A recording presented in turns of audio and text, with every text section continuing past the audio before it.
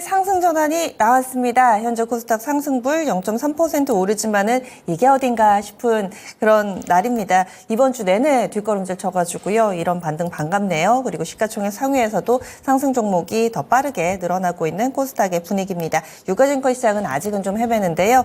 그러면 어떤 종목 위주로 봐야 될까요? 이 시간 콕콕 골라서 알려드립니다. 점상 시크릿 미리 보기 글로원 파트너스 이성웅 이사 함께하겠습니다.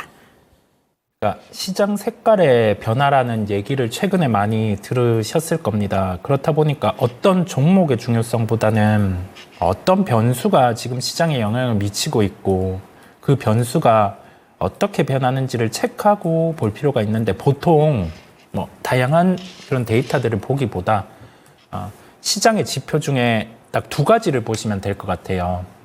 우선 주도주는 고점 대비 30% 이상은 조정이 나타나지 않는다라는 점, 5%의 확률은 있지만 그 다음에 한 3일 정도 시장이 하락했을 때는 기술적인 반등은 나온다라는 점이에요. 그러면 여기에서 반대로 물어보실 수가 있잖아요. 거래소는 밀리는데요. 그 생각을 할 수가 있는데 거래소 같은 경우가 밀리는 이유 같은 경우는 미국 시장에서 상승을 하는 업종 같은 경우가 있고 하락을 하는 업종 같은 경우가 있었는데 어제는 같이 밀린 거죠.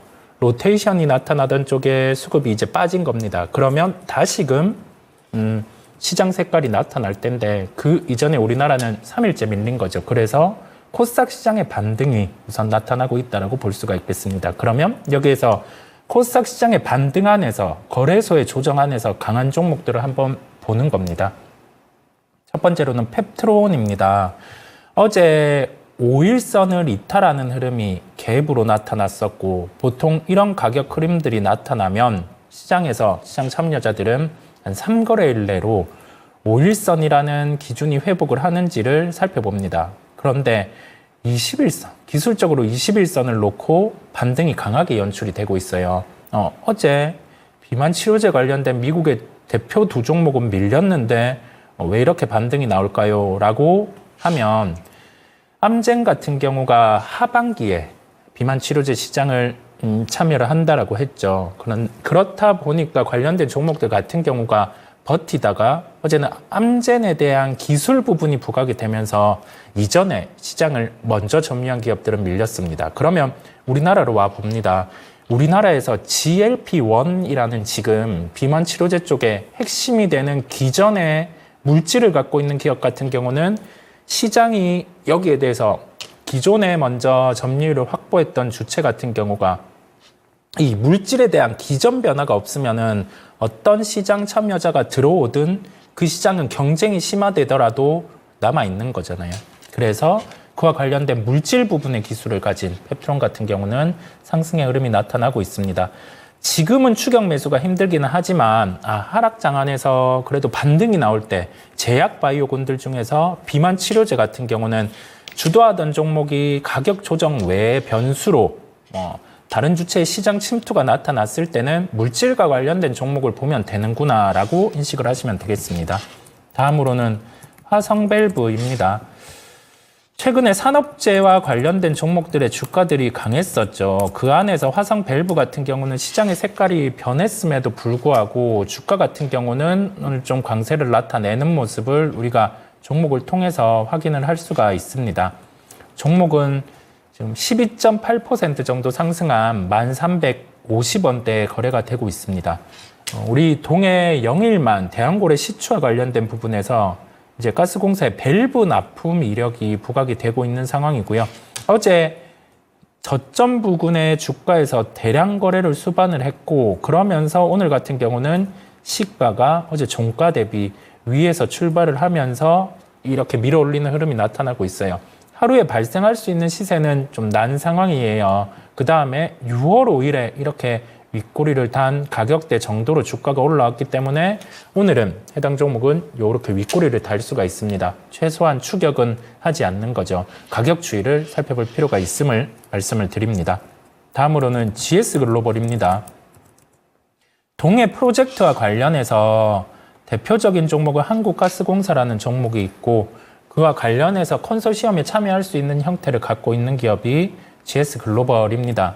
시추에 대한 부분은 연말에 진행이 되는데 그에 대한 기대감이 존재를 하는 상황이고요. 아까 본 기업이랑 저점 부근에서 의미 있는 거래가 발생한 거는 동일합니다. 그러면서 어제 고점 같은 경우를 살짝 돌파하는 흐름이 나타났는데 이렇게 윗꼬리를 다는 흐름이 연출이 되고 있어요. 그러면 가격 조정이 추가로 장중에 있을 수가 있습니다. 시가 기준을 지켜주는지를 바라봐야 된다는 점을 말씀드립니다.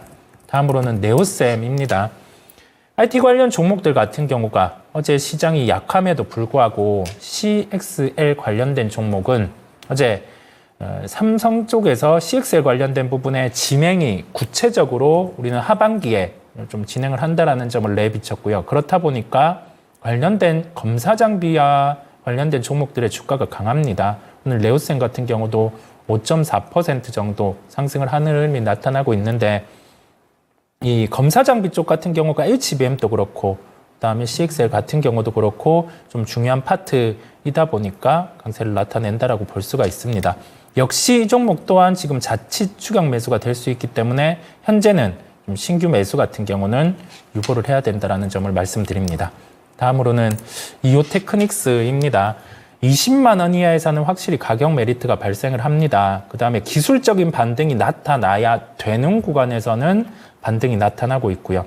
레이저 관련 장비 납품 증대 가능성이 존재를 해요. 이 부분은 우리가 지금 HBM3E라는 기술 같은 경우가 삼성이 퀄테스트를 통과를 하니 많이 외신에서는 통과를 했다라는 소식도 있곤 한데 그 다음 차세대 부분이 다이렉트 본딩이라는 부분입니다. 그러면 지금의 본딩 장비의 중요성이 레이저 쪽으로 넘어가게 되겠죠. 그랬을 때 레이저와 관련된 기술을 보유하고 있는 이오테크닉스라든지 LP 시스템 같은 경우는 우리가 좀 관심을 가지고 살펴봐야 되겠습니다. 계속 주가에 대한 추이를 관찰할 필요가 있음을 말씀을 드립니다.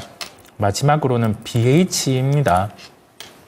BH는 오늘 0.2% 정도 상승한 강보합권의 주가가 위치를 하고 있습니다.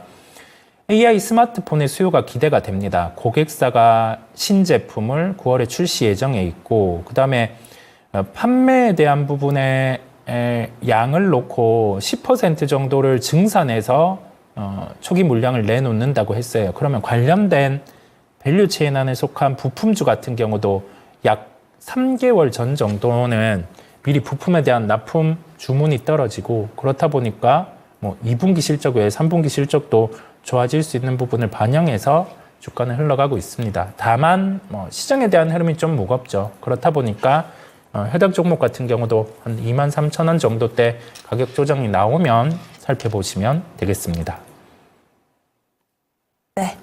이렇게 해서 특징적인 종목군도 알아봤습니다. 바로 이어서 토마토 증권통 유튜브 채널에서 점상시크릿 본편 이어가도록 하겠습니다. 오늘 아침에 나온 소식이죠. 바이든 대통령 후보에서 사퇴를 하지 않을까 이런 외신 보도들이 나오고 있는데요. 그 이후의 시나리오에 대해서 또 시장에 미칠 영향력에 대해서 다뤄보고요. 거기에다가 실적 시즌이죠. 실적 호전주 어떤 게 있을지 짚어보도록 하겠습니다. 여러분들의 많은 참여 바랍니다. 지금까지 다양한 투자 판단에 대한 도움 말씀드렸습니다. 종목의 상승 하락을 보장하지는 않습니다. 함께해 주신 여러분 고맙습니다.